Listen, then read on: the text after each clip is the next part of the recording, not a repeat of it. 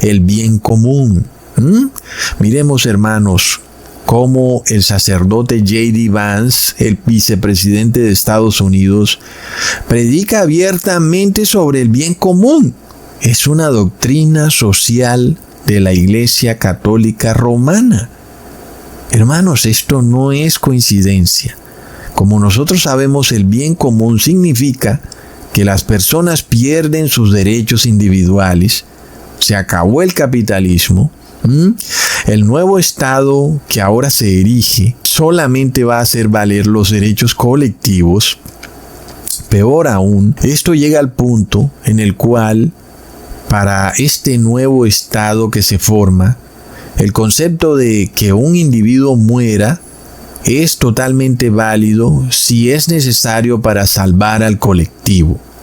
Evidentemente es una agenda comunista y colectivista que pareciera que no pudiera venir de Donald Trump, un hombre que se presenta como capitalista. Sin embargo, aquí tenemos al J.D. Vance diciendo y predicando sobre la doctrina del bien común, que es una doctrina que, como su mismo nombre lo indica, es comunista. Hermanos, es de locos. Entonces, hermanos, el nombre de este juego es engaño. Porque nosotros tenemos hoy en día dos movimientos: la izquierda radical, que se presenta como comunista y también como progresista, y luego la derecha radical, que se presenta como capitalista y que viene a restaurar los valores de la sociedad. Sin embargo, miremos que J.D. Vance, que supuestamente viene en nombre de la derecha radical, pues está predicando una doctrina comunista. No es de locos. Y es que el feudalismo es comunismo. Lo que la Iglesia Católica tenía en la Edad Media, que es lo que ellos quieren volver a instaurar en el mundo, en donde hay un señor feudal y el resto de campesinos trabajan su tierra, pues es comunismo. Y de eso se trata lo que está por desatarse muy pronto a nivel global. Entonces, estas personas vienen en nombre del capitalismo y no son capitalistas. En realidad vienen en nombre del Papa de Roma. No es de locos, hermanos. Y nosotros hemos visto a Donald Trump rodeado de personas que pertenecen a una asociación ultracatólica llamada The Heritage Foundation, que además está asociada a un grupo oligárquico llamado Opus Dei. Y miremos que ellos defienden la avanzada comunista del bien común.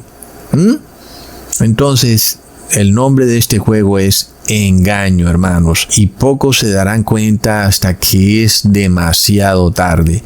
Es lo mismo que vemos en la nación de El Salvador con el presidente Nayib Bukele. Al parecer, él vino a poner orden en esa nación que estaba colapsada por la izquierda radical. Pero Nayib Bukele es de izquierda, él es comunista obviamente, y él viene a hacer colapsar los derechos individuales y solo va a respetar los derechos colectivos, algo que es totalmente comunista. Así está de claro esto, hermanos. Entonces es una señal de que empieza la fiesta de las primeras frutas, porque se empiezan a dar los eventos previos a la muerte de nuestro Señor Jesús y luego sigue su resurrección. Entonces estamos en la fiesta de las primeras frutas y sabemos que estamos en este tiempo de espera, en el cual estamos deseosos de recibir la promesa del Padre. Ahora, volviendo a la doctrina del bien común, recordemos lo que dijeron los fariseos en Juan capítulo 11, versículo 50. Ni pensáis que nos conviene que un hombre muera por el pueblo y no que toda la nación perezca. Es algo que vimos en el 2020. Las personas perdieron sus derechos individuales y ahora solo estaban los derechos del colectivo. Tú no tenías derecho ya a salir libremente porque estaba primero el derecho del colectivo. El otro punto muy claro que ocurrió antes de la muerte y resurrección de Jesús fue la traición de Judas. Es un punto clave que se repite de nuevo. y que también afectó a los discípulos, sobre todo porque Judas traicionó a Jesús por dinero. Y entonces eso nos recuerda uno de los pecados más graves que además está desplegado por todo el mundo. Este pecado es el pecado del robo y está también en la iglesia cristiana. Y es un pecado donde las personas no solo se roban entre sí, sino que también le roban a Dios. Y sigue siendo el mismo pecado, sigue siendo robo. Y en ese caso, pues nosotros debemos entender, aunque sea difícil de entenderlo como fue para los discípulos, que aquel que roba tiene el espíritu de Judas. Y por eso es importante aferrarnos a la ley de Dios y obedecer los mandamientos. Porque nadie quiere tener el espíritu de Judas, ¿verdad? Y el corazón del ser humano es muy engañoso. Que no nos justifiquemos autoengañándonos como hacía Judas, de que él usaba el dinero para esto y para aquello, pero era un dinero que no le pertenecía a él. Entonces el principio es no robar, pero no solo a la gente, sino también a Dios. Hermanos, y esa es también una señal. Nosotros lo hemos venido viendo también, pero va a seguir presentándose, porque todavía sigue ese mismo espíritu de robo. Y es lamentable. Otra señal muy clara es el colapso de los cambistas de dinero, muy clave, hermanos. Y recordemos que Jesús expulsa a los cambistas de dinero dos veces, ¿ok? La primera ocurrió al principio de su ministerio, la cual es descrita en el 2 capítulo del libro de Juan. Y la segunda ocurre justo al final de su ministerio, y es descrita en los evangelios de Marcos, Lucas y Mateo, pero no en el de Juan. Entonces veamos cómo ocurre todo, porque así es como se repite la historia, hermanos. En este caso, Jesús expulsa a los cambistas de dinero del templo en los últimos 7 días de su ministerio, en la última semana, antes de ser colgado en el madero. Ahora, de nuevo, esto nos lleva a otro evento. ¿Qué ocurrió justo antes, el día anterior de que Jesús expulsara a los cambistas de dinero? Veamos eso, hermanos. Jesús entró triunfante en Jerusalén. Leamos en Mateo capítulo 21, versículos 6 al 11. Y los discípulos fueron e hicieron como Jesús les mandó, y trajeron el asna y el pollino, y pusieron sobre ellos sus mantos, y él se sentó encima. Y la multitud, que era muy numerosa, tendía sus mantos en el camino, y otros cortaban ramas de los árboles y las tendían en el camino. Y la gente que iba delante y la que iba detrás aclamaba diciendo: Hosana al Hijo de David, bendito el que viene en el nombre del Señor, hosana en las alturas. Cuando entró él en Jerusalén, toda la ciudad se conmovió diciendo: ¿Quién es este? Y la gente decía: Este es Jesús el profeta de Nazaret de Galilea. Entonces, es algo que se va a repetir. Jesús, reconocido por los países, por las naciones, como el Rey. Es tremendo, hermanos. Y nosotros lo estamos empezando a ver, ¿verdad, hermanos? Las naciones empiezan a buscar la manera de reconocer a Jesús como Dios.